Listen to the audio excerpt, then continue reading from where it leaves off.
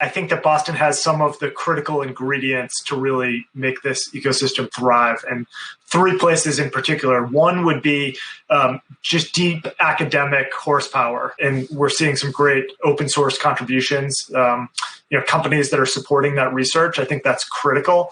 The second thing is that unlike the internet, we're talking about moving assets around. And so it follows that if we're going to have these things, which I think we're going to have around fractional ownership and creation of new assets that move on blockchains, these will need to fall into regulatory designations. And we happen to have a lot of asset managers in Boston. We have a lot of custodian banks. So I think that we have the infrastructure to really bridge that gap around the vision of the new types of things that we want to build and how exactly you can get those things built from a legal regulatory perspective.